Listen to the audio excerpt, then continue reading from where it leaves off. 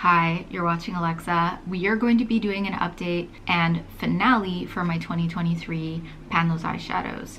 And this will be probably my last video. Since I've been updating you thus far, I figured I might as well come back on here and give you a finale. There are 3 palettes that I did not really touch at all over the last 6 months. First is in the Wilderness palette by Beauty Bay. I had the shade in Moss in the project. So the thing is about these shimmery glittery eyeshadows is you gotta use your finger to apply these, and they're apparently quite easy. I've seen people say that it takes 10 to 15 uses to actually hit pan, not to pan completely, but to hit pan. That's if you're putting it all over your lid, I suppose, and doing a dramatic look. Not really the case for my everyday life. As you can see, this is the kind of makeup I wear on the regular. Sometimes my eyeliner is less dramatic, but that is the extent of that. I didn't really have the expectation that I was gonna hit pan on that. And then I have the Age of Opulence, also from Beauty Bay, and the shade I had in the project was Crush. Works fantastic on the center of the lid if you were doing a halo look a la 2014. Just anytime you want to highlight an area, that's a really nice eyeshadow for it. Not highlighting the face though, I mean, unless you want to highlight your pores, I don't recommend it. Same type of formula, beautiful formula by the way, just not the kind of thing I can wear on an everyday basis.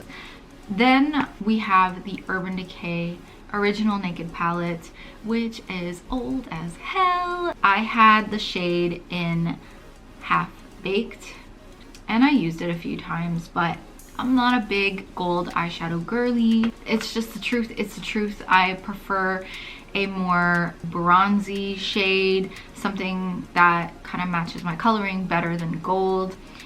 Now, let's get into the pans because that's the exciting part, right?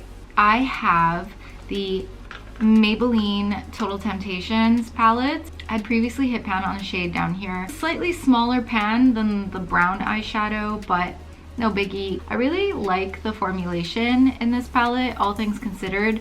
The matte shades are really nice and they're finely milled considering it's drugstore. And it doesn't smell or anything like that. I'm not crazy about the 2 highlight shades in the center of the palette. Do I like wholeheartedly recommend this palette for you to go out and get it if you have a ton of makeup already? Absolutely not.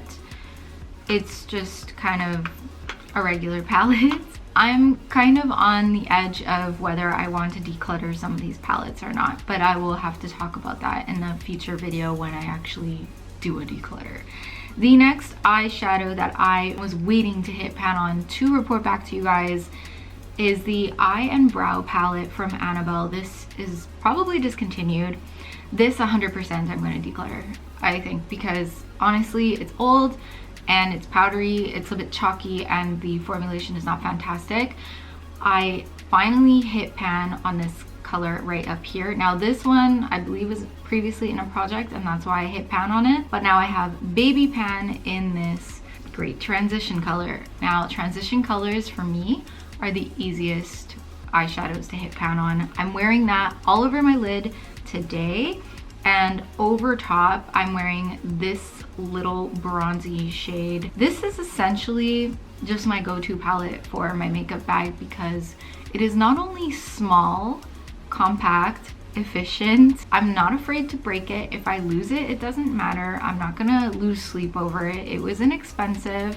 I probably received it in PR. Tiny palette by CoverGirl called Notice Me Nudes, and I just love it for traveling or putting in my makeup bag. Let's get into my numbers. Looking back at my Excel sheet, I hit pan on 4 eyeshadows this year, bringing my total up to 25 eyeshadows have pan showing out of 585 eyeshadows in my entire collection. I did a massive declutter the end of 2023 and I have not counted my eyeshadows since, so I definitely need to update these numbers for you guys, but I wanted to let you know that my pan percentage based off of my old numbers went from 3.59% of my collection having pan to 4.27.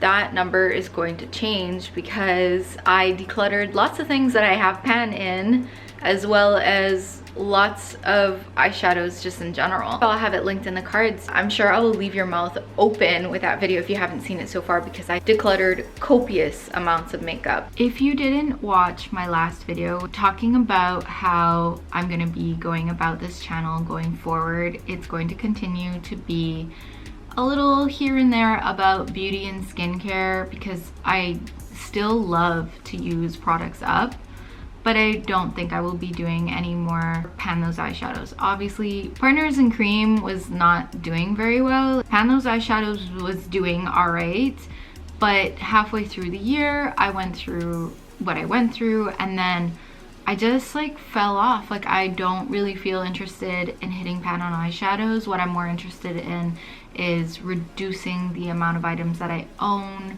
I feel less attachment to them, and I want to continue to minimize my possessions in my apartment in general, not just in the beauty and skincare category.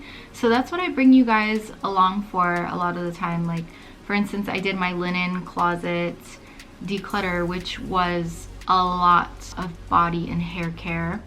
I need to do a skincare declutter soon. Of course, I am open to requests, so if you would like to leave me any questions, what have you, ideas, or what kind of things you would like to see, please do so.